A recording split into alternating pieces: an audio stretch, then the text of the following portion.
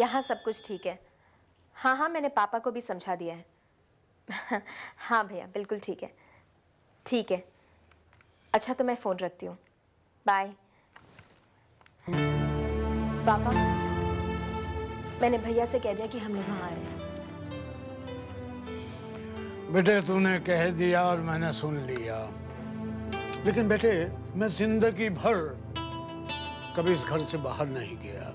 अब उम्र के इस मोड़ पर दूसरी जगह, दूसरे शहर में, दूसरे माहौल में मुझे बेटे अपने आप को ढालना बड़ा मुश्किल होगा। क्या मुश्किल है पापा? हम किसी पराए घर में थोड़ी जा रहे हैं, अपने ही घर तो जा रहे हैं। और आप देखिए, भैया भाभी आपका बहुत ख्याल रखेंगे। पापा सच पूछो तो यहाँ रह के मुझे माँ की याद बहुत आती है। मैं यहाँ से जाना चाहती हूँ पापा, मैं जाना चाहती हूँ।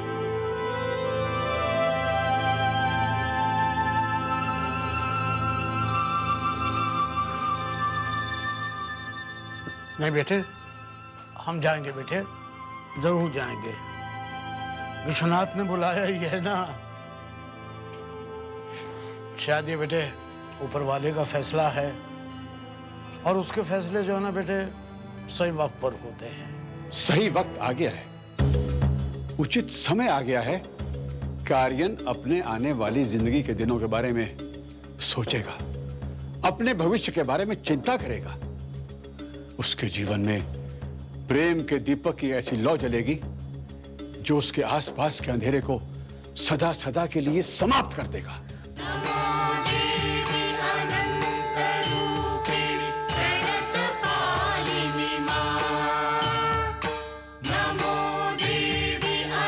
आंखों की वो चमक जो रोशनी बनकर उसके जीवन में आएगी।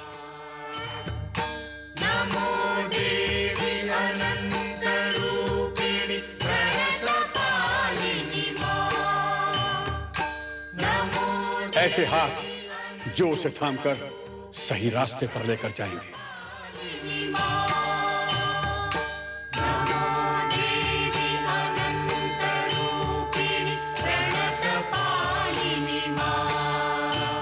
और एक ऐसी काया जो उसके जीवन के स्वरूप को ही बदल देगी।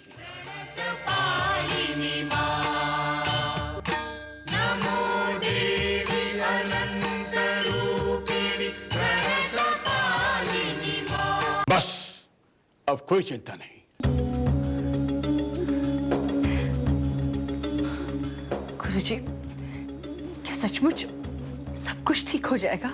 हाँ, सब ठीक हो जाएगा, सब ठीक हो जाएगा।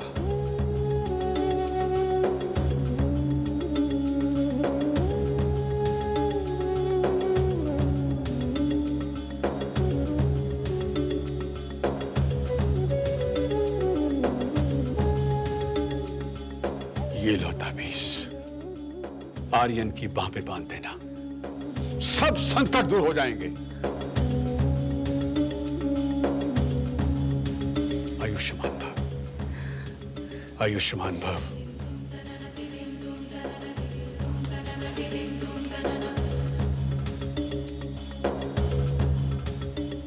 अब आर्यन को आगे बढ़ने से कोई नहीं रोक सकता। उसके सब कष्ट दूर हो गए हैं, उसके रास्ते की सब रुकावटें दूर हो गई हैं। शालिनी ने ये पूजा करके मुस्कान को इस जीवन के बंधनों से मुक्त कर दिया है। आपने बुलाया मामा? हाँ बेटा, बैठो।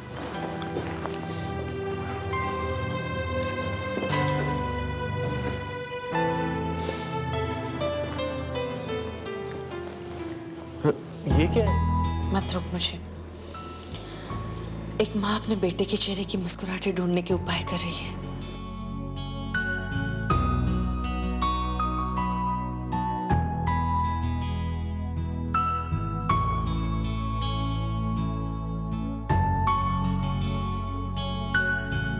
अब तो चिंता मत कर, सब ठीक हो जाएगा।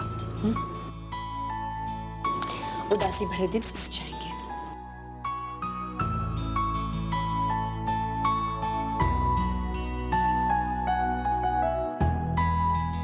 गुरुजी ने कहा था कि आर्यन के कदम अब बीते हुए कल के काले साए से निकलकर आने वाले सुनहरे कल की तरफ बढ़ेंगे।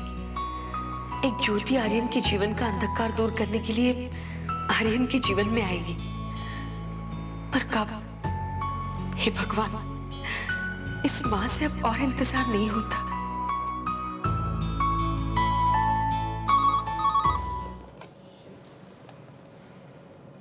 हेलो पापा, मैं बोल रही हूँ। सुमित्रा, कैसी हो? मैं ठीक हूँ पापा। दुर्गा कहाँ है? जरा उसे फोन दीजिए, उसे डांट लगानी है। लंदन से आके उसे 1 हफ्ता हो गया और उसके पास वक्त नहीं है मुंबई आकर मुझसे मिले। दीजिए फोन उसे। Not allowed. बेटा, दुर्गा पूजा कर रही है और तुम तो जानते हो जब दुर्गा पूजा करती है तो सिर्फ पूजा करती है और कुछ नहीं। सॉरी पापा, मैं भूल ही गई थी कि ये वक्त उसके पूजा करने का है।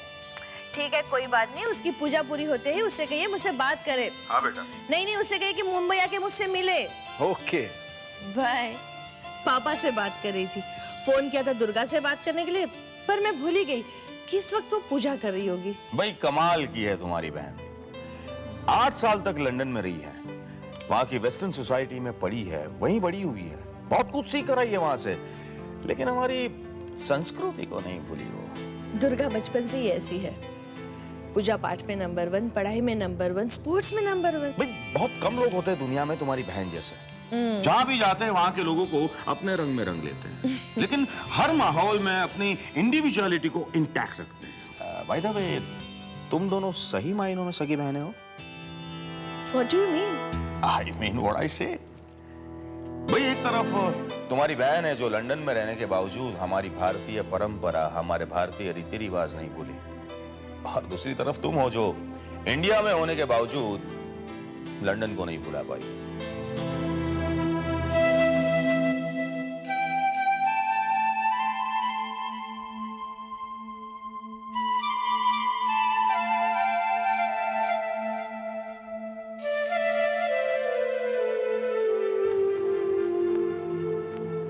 क्या देख रहे हैं?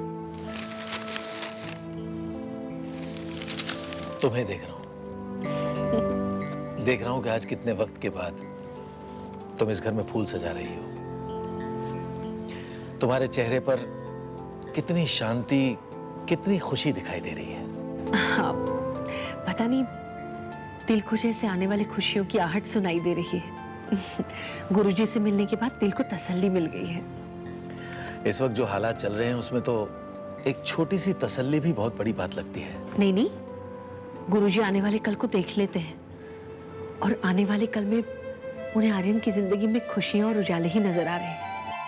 और वैसे भी एक माँ के दिल को बच्चों के सुख दुख का एहसास तो हो ही जाता है। काश गुरुजी के शब्द और तुम्हारा एहसास ठीक ही हो। ठीक ही होगा। मुझे विश्वास है कि अब आर्यन की जिंदगी से मुस्कान की परछाई हमेशा हमेशा के लिए मिट जाएगी।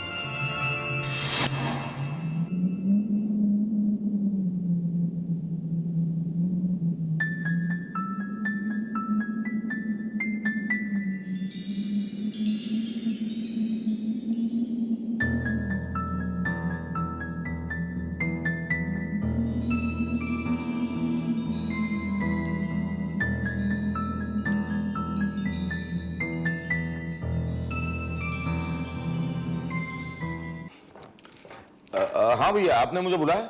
हाँ आदित्य, मिस्टर सक्सेना की बेटी की शादी है, कल हमें वहां जाना है। गॉड भैया, हम शादी में नहीं जा पाएंगे। लेकिन आदित्य, मैं मिस्टर सक्सेना को कह चुका हूँ कि हम लोग उसकी बेटी को आशीर्वाद देने आ रहे हैं। दरअसल बात यह है कि कल हमारे एक्सपोर्ट प्रमोशन की कॉन्फ्रेंस है। मैंने अभी फोन करके कंफर्म किया है। अगर आप कहते तो मैं फोन करके कैंसिल कर दूं। अरे नहीं आदित्य, एक्सपोर्ट प्रमोशन की कॉन्फ्रेंस भी अटेंड करना बहुत जरूरी है। हाँ। मैं काम करता हूँ, सक्सेना को फोन करके कह देता हूँ कि हम नहीं आ पाएंगे। मुबारकबादी कभी और दे देंगे। कब से मैं आप लोगों की बिजनेस भरी बातें सुन रही हूँ, लेकिन भाई दुनियादारी भी तो कोई चीज होती है। मिस्टर सक्सेना आपके कितने पुराने दोस्त थे? हाँ, अगर आप बिजनेस कॉन्फ्रेंस में जाएंगे तो बिजनेस में थोड़ा ज्यादा फायदा जरूर होगा, लेकिन अगर आप मिस्टर सक्सेना की बेटी की शादी में जाएंगे तो उन्हें खुशी मिलेगी, उन्हें अच्छा लगेगा।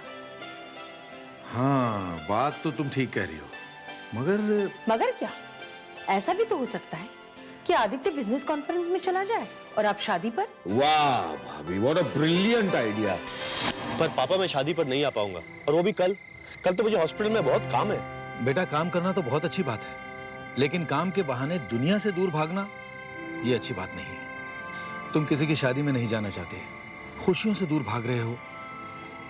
बेटा, एक बार अपने लिए वक्त निकाल कर देखो, कितना अच्छा लगेगा। और तुमसे ज्यादा अच्छा हमें लगेगा कि कम से कम हमारे बेटे ने हमारे साथ कुछ वक्त तो बिताया। पर पापा, देखो बेटा, जब तुम छोटे थे ना, तो डांट कर हम अपनी बात तुमसे मनवा लेते थे, लेकिन अब तुम बड़े हो चुके हो, हम तो डांटने का हक भी खो चुके हैं। जैसी तुम्हारी मर्जी। पापा कितने बजे जाना है कल? जब बच्चे बड़े हो जाते हैं ना, तो बिना डांट खाए सब कुछ समझ जाते हैं। अच्छा, बहुत लंबी ड्राइव है, सुबह जल्दी जाना है। और जाना कहाँ है? नाम तो याद नहीं आ रहा, कुछ लंबा चौड़ा सा नाम था। एनीवे, वो कार्ड में सारी डिटेल्स लिखी हैं। इंदौर से कुछ 100 किलोमीटर की दूरी पर है, इतना पता है। सुबह मिलते हैं बेटा। हाँ?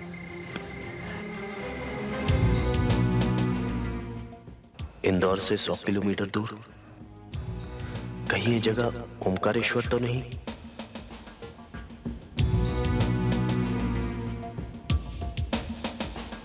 पापा, भैया का फोन आया था, कह रहे थे कि हम लोग जितनी जल्दी वहाँ आ जाए उतना ही अच्छा होगा। बेटे, जब फैसला कर लिया है तो ठीक है। मैं भी वही सोच रही थी पापा। वैसे भी सारे काम तो यहाँ हो चुके हैं, मैंने पैकिंग भी कर ली है।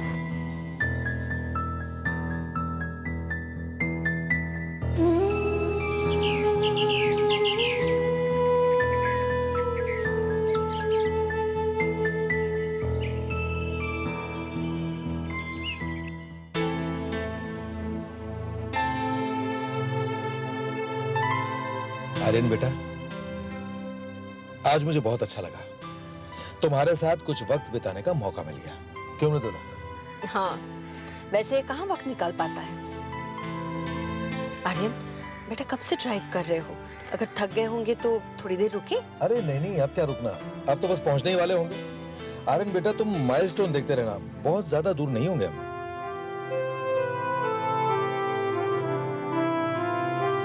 ओमकारेश्वर।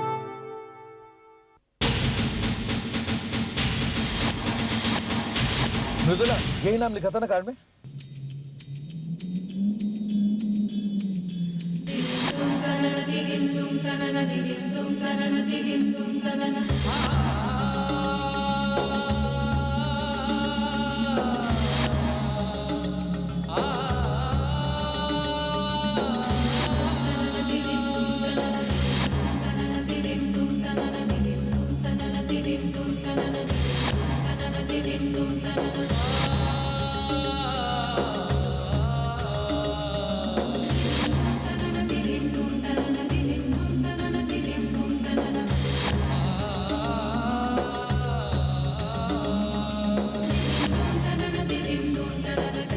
अरे खुशी, कहाँ जा रही हो? हमें बाहर जाना है ना। चलो चलो चलो।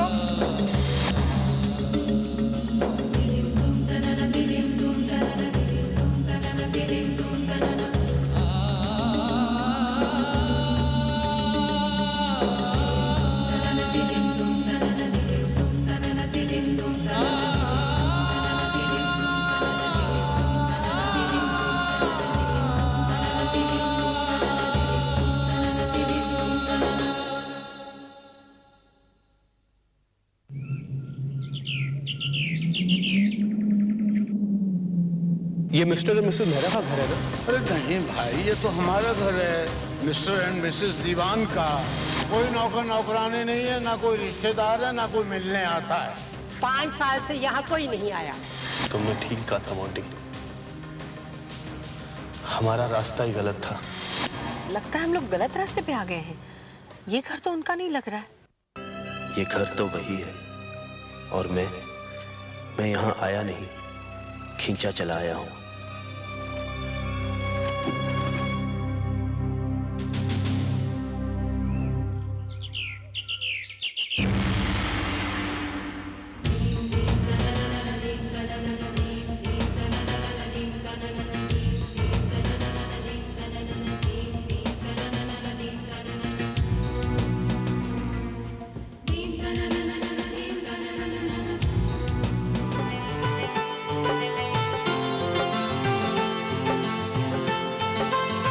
अरे भाई मुबारक हो, बहुत बहुत मुबारक। नमस्ते। बहुत ही खुशी हुई आपको यहाँ देखकर। आपने तो कहकर हमें नाराज ही कर दिया था कि आप ओंकारेश्वर छोड़ के जा रहे हैं आज। हाँ भाई, जाने वाले तो थे, वो भी आज ही, लेकिन हमारी ये खुशी बिटिया ने जिद की कि संगीता की शादी में जाना है। मैंने कहा चलो रुक जाते हैं, मैं भी आशीर्वाद दे दूंगा इस बहाने। सुबह जल्दी निकल जाएंगे, सामान पैक करके आए हैं। इसका मतलब मैं यहाँ आने के लिए मैं आपका शुक्रिया अदा नहीं, खुशी का शुक्रिया अदा करूंगी। आप लोग हमारी खुशी में शामिल हुए, उसके लिए हमें बहुत खुशी हुई। ऐसी क्या बात है। ये तो हमारी जिम्मेदारी है भाई। अच्छा भाई, बाकी सबसे भी मिलते हैं। आओ बेटा। आओ बेटे आओ।